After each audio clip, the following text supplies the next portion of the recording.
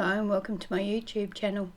Today's project is an art journal page that is inspired by a layout that I saw on Pinterest. I was really inspired by the pale colours and the way that the layout just sort of blended together. I'm using a Crafters Workshop stencil that's called Mini Art Is, and I'm going to use some Montmartre texture paste to apply through the stencil to create a bit of texture in the background of this page. The page has been gessoed and it's from my 8.5-inch ring bound journal. While the texture paste was drying, I went through my stash and I found some chipboard. I've got a couple of frames here that I am thinking of using. I think I'm going to go with the smaller one, and there are some Craft wood veneer flowers there, and also there's some Craft leaves and also some chipboard leaves that I try to decide which ones I'm going to use on my page. I also hunt through my stash and have a look for some flowers to add to this layout. Once I've got a collection available to me, I get my hot glue gun nice and hot and start adding things to the layout, to the page.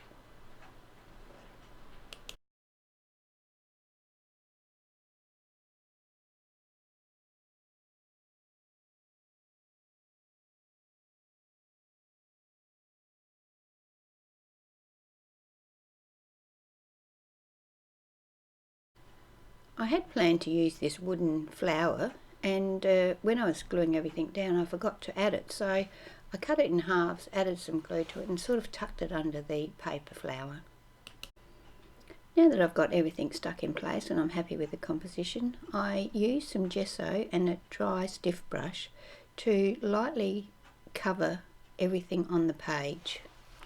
This is going to give me a good grounding for any colour that I might want to add. And plus it tones everything down so that it's a consistent colour.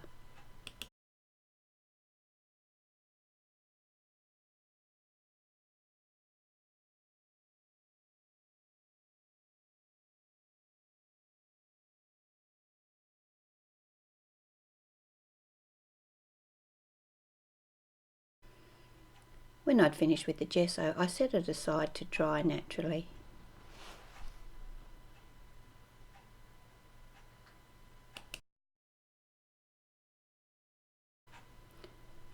The idea with this is to have a nice pale colour to it, and I'm using, in this particular case, Dylusion's Lemon Zest ink spray, and I'm just lightly spraying it here and there, and then I'm going to use water to really water the colour down so that it's nice and pale. I'm going to do that with the Lemon Zest, then I'm going to do the same thing with Rose Quartz.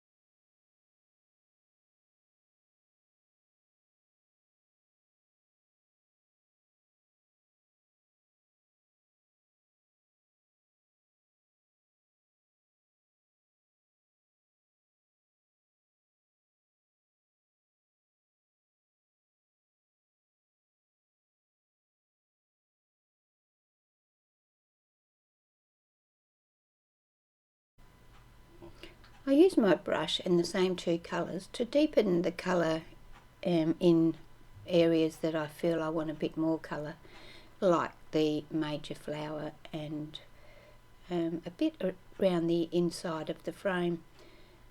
I apply the colour with the brush and then I give it a liberal spray with water to tone it down.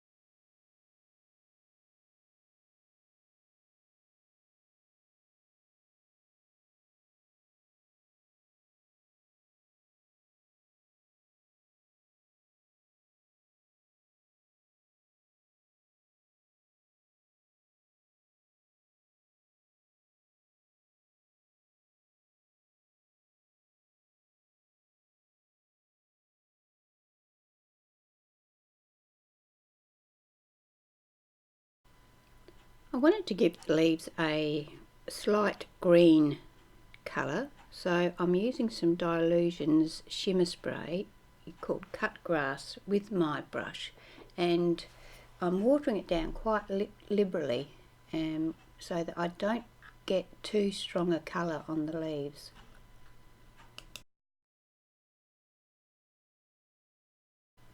Sorry about my head getting in the shot there, but I'm trying to get under the flowers, so I need to get a better look.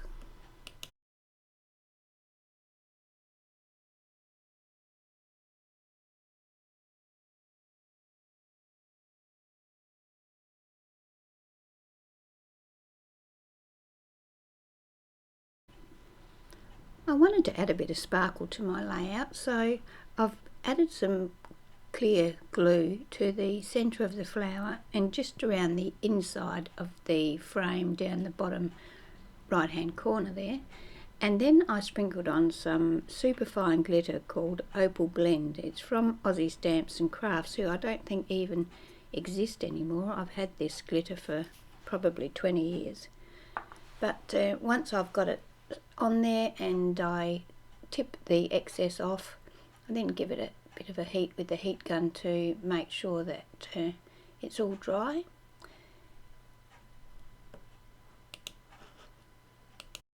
Then I use a brush to brush off any excess glitter. I wanted a bit more detail in the background, so I've got this Kazaz Life's Moments background stamp, and using my distress ink in Victorian Velvet, I just stamped randomly on the background.